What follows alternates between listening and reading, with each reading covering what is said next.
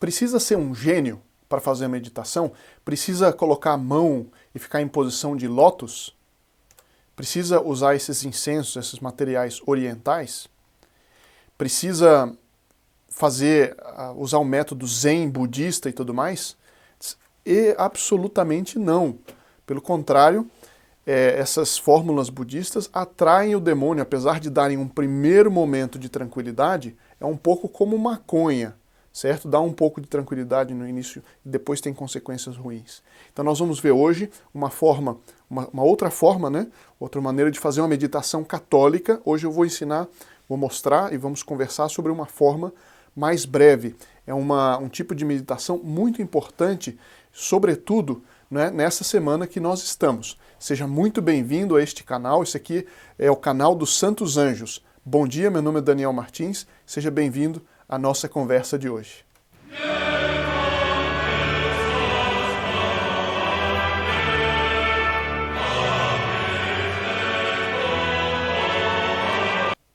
Se você está chegando pela primeira vez, lembre-se que todos aqueles que são inscritos no canal têm uma Santa Missa celebrada em suas intenções. Essas missas são celebradas todas as semanas por sacerdotes amigos que garantem a Santa Missa.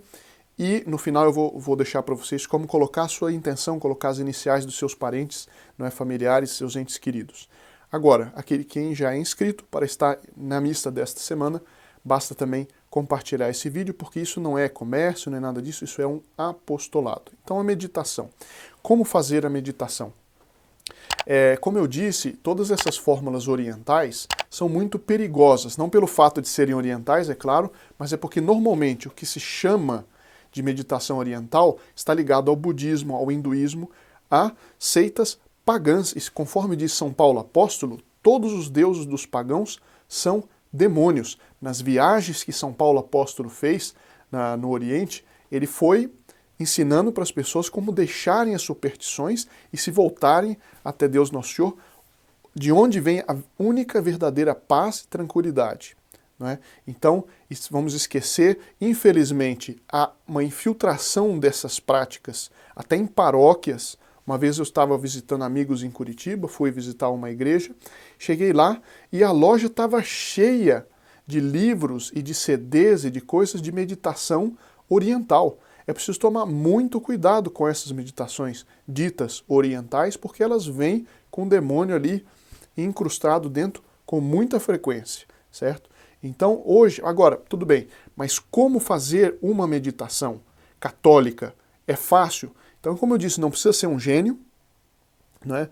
É preciso apenas seguir alguns passos. Existem várias formas de fazer meditação e eu vou deixar aqui, né, numa dos botões aí, das descrições, na descrição também do vídeo, outras formas de meditação que nós temos visto. Agora, então, eu vou direto aqui a nossos pontos. Eu repito, hoje nós vamos aprender uma forma mais breve de fazer a meditação. E eu sempre lembro, a primeiríssima coisa numa meditação, especialmente na semana em que nós estamos, é preciso pedir a intercessão de Nossa Senhora. Não é? Diz a Sagrada Escritura que Nossa Senhora meditava todas as coisas que aconteciam com o Divino Filho dela e guardavam no seu coração. Então peçamos a intercessão de Nossa Senhora e peçamos a intercessão da Mãe Dolorosa. E na prática, uma das melhores formas de fazer isso é rezar os mistérios dolorosos, para assim estarmos unidos a Nossa Senhora. E eu sempre gosto de dizer, quando nós temos o terço na mão, é como se estivéssemos segurando o manto da Santíssima Virgem. E, em seguida, ajuda enormemente nós rezarmos ao nosso anjo da guarda. Santo anjo do Senhor, meu zeloso guardador, se a ti me confio a piedade divina, sempre me rege, guarda, governa, ilumina. Amém. Para que o nosso anjo nos ilumine e nos ajude a não nos distrairmos tanto. É tão fácil nos distrairmos, né? E a meditação de hoje, após essa preparação, é uma coisa muito comum e até fácil de fazer em certo sentido, sobretudo depois que a gente acostuma, e que realmente dá uma paz verdadeira, que é a paz de Cristo, e com Nosso Senhor reinando em nossos corações. Portanto, esqueça, por favor, essas ditas meditações, sobretudo essas zen budistas e hindus e tudo mais. Bom, A primeira coisa, então, para esse estilo que eu vou explicar hoje, é a gente escolher um trecho do Evangelho, da Sagrada Escritura em geral, mas um trecho pequeno. O Evangelho se presta enormemente para isso, mas pegue um trecho pequeno. Hoje eu vou pegar poucos versículos do capítulo 21 do Evangelho de São Mateus. Então, se você tem aí a Bíblia em casa, existe esse site católico, Bíblia Católica Online. Eu estou usando a versão do padre Mato Soares, que é uma tradução muito segura, né? Não é a única, mas eu gosto muito de usá-la. E eu leio aqui alguns trechos e vou mostrar como nós devemos fazer a meditação.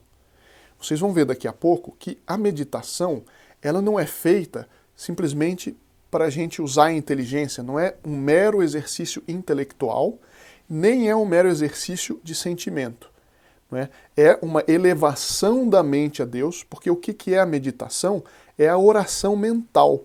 E o que é a oração? É a elevação da mente a Deus, né? Para adorá-lo, para pedir graças, etc. Bom, então esse trecho nós vamos fazer juntos aqui brevemente uma meditação, sem ficar provocando os sentimentos, mas também sem ser uma mera coisa intelectual. Para não ficar um mero exercício, né, intelectual, o que nós devemos fazer é aplicar, eu vou entrar isso daqui a pouco, mas eu já menciono para ficar claro, aplicar aquele trecho à nossa vida espiritual, aplicar a nós pessoalmente, a nossos próximos, não é? E depois virá então o que nós vamos fazer disso na prática. Ver, julgar e agir. Bom, então eu tenho aqui o trecho de São Mateus, capítulo 21. Isso que eu vou ler aconteceu domingo de Ramos, segunda-feira santa e terça-feira santa, conforme eu vou mostrar esse trecho comentado por Cornélio a Lápide, um dos maiores, se não o maior exegeta, aquele que estuda, interpreta a Sagrada Escritura de acordo com a doutrina católica, o grande Cornélio a Lápide. Bom, então aqui o versículo 17 do capítulo 21 de São Mateus. Tendo-os deixado, Jesus, ou seja, Nosso Senhor tinha acabado de ser aclamado no domingo de Ramos. Tinha expulso os vendedores do templo.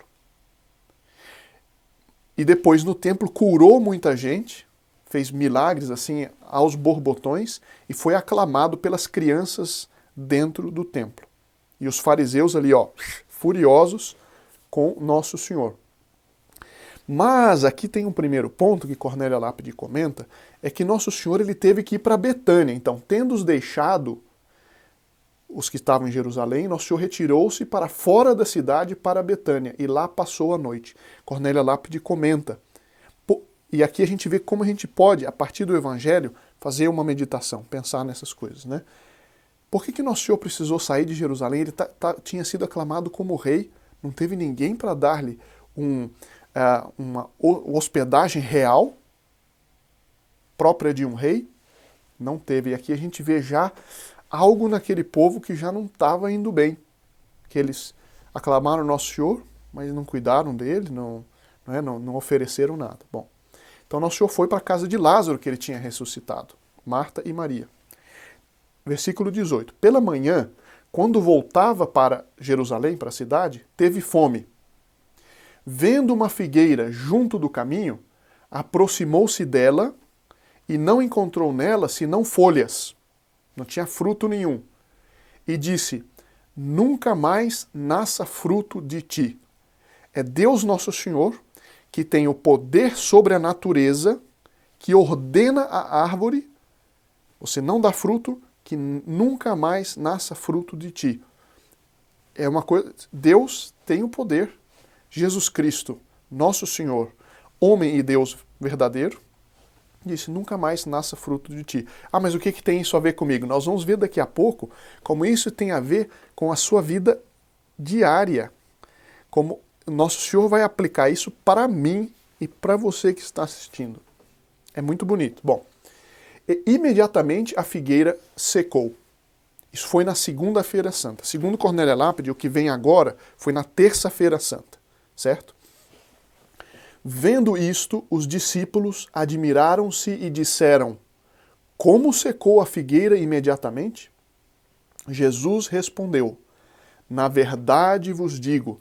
E na Sagrada Escritura, quando Nosso Senhor diz, na verdade vos digo, eu chancelo com a minha autoridade de mestre.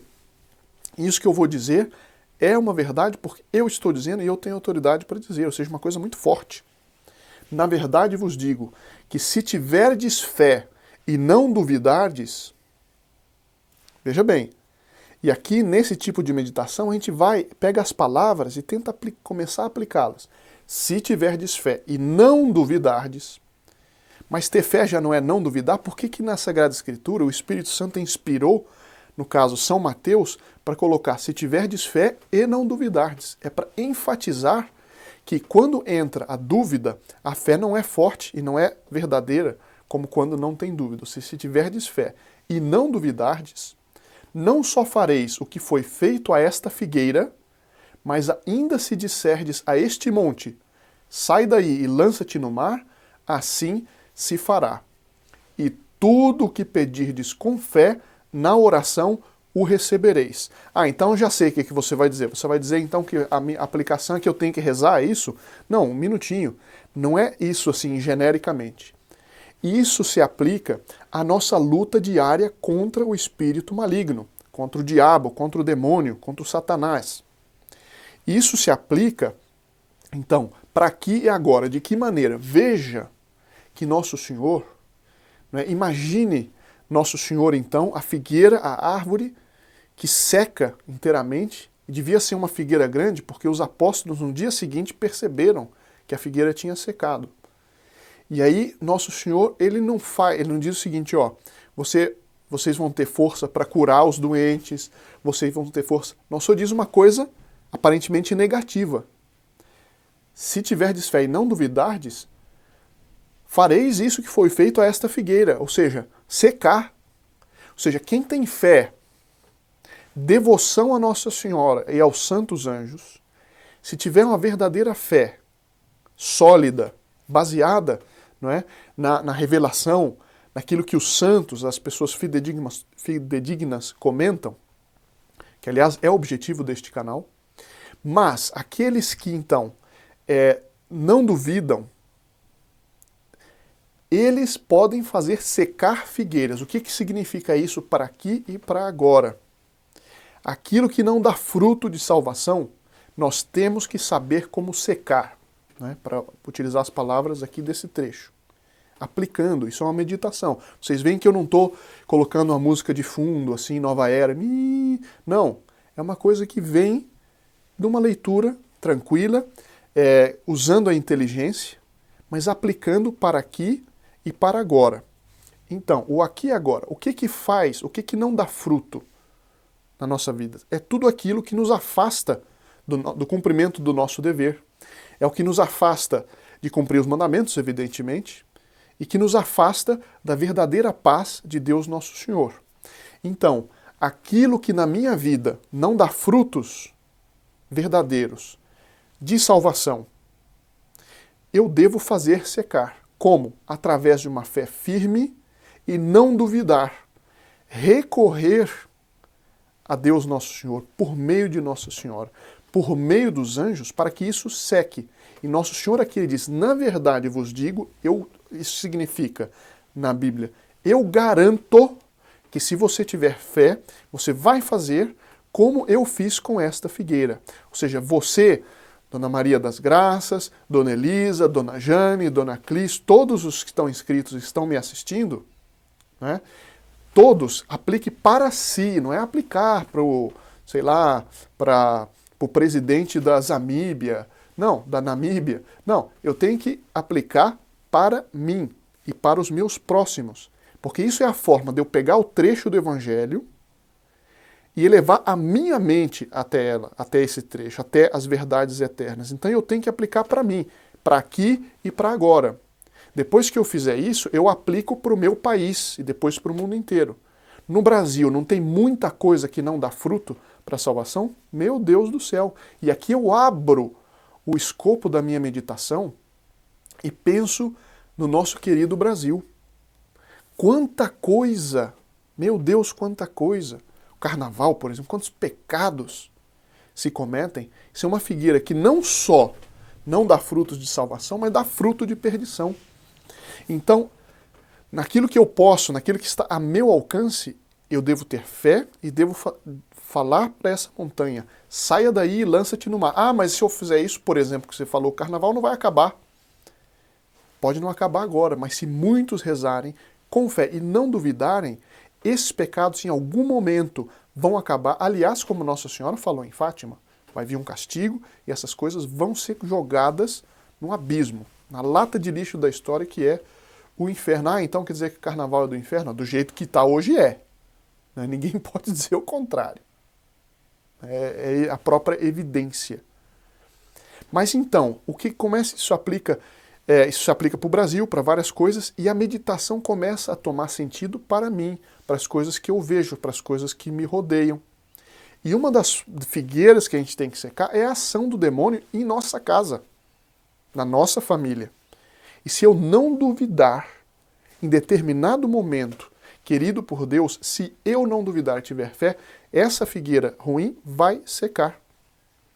Então aí a gente vê como a meditação, aquele trecho do Evangelho, tem significado para mim, neste momento, muito concreto, sem eu ter que exagerar nada. Eu estou fazendo uma aplicação extremamente lógica, extremamente razoável e que vai servir para a minha vida. Bom, o último passo, então, desta meditação, aliás, o penúltimo, é fazer um propósito. O que é um propósito?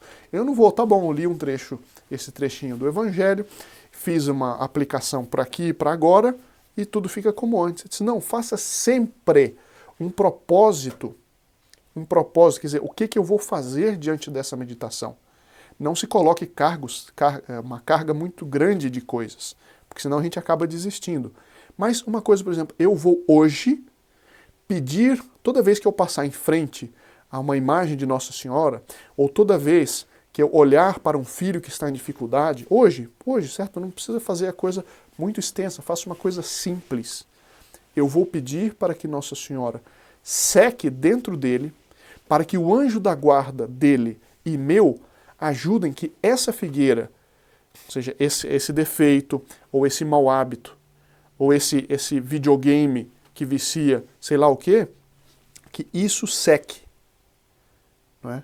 E Nosso Senhor garantiu que se fizer isso com fé e não duvidar, no momento que Deus escolher, isso vai secar. Então Nosso Senhor nos garantiu isso e nós devemos fazer isso por meio de Nossa Senhora e dos anjos da guarda. Ninguém melhor do que o anjo da guarda do seu filho, neto, amigo, parente, para aconselhá-lo. E ninguém melhor do que o seu anjo da guarda para comunicar-se com o anjo da guarda dele. Então peça. Uma coisa simples, fazer um propósito muito concreto, simples, que não sobrecarrega. E então aqui nós vamos para o finalzinho do finalzinho da nossa meditação, que é recorrer a Nossa Senhora e pedir: dai-me força, ó minha mãe, dai-me força, ó meu anjo, para fazer esse propósito e fazei-o eficaz. E naquilo que eu duvido, aumentai a minha fé. Essa é a meditação. E acompanhe o nosso canal, inscreva-se, dê o seu like para nos ajudar a aumentar no tal ranking do YouTube para atingir mais pessoas e nos vemos amanhã para mais uma meditação. Muito obrigado e até amanhã.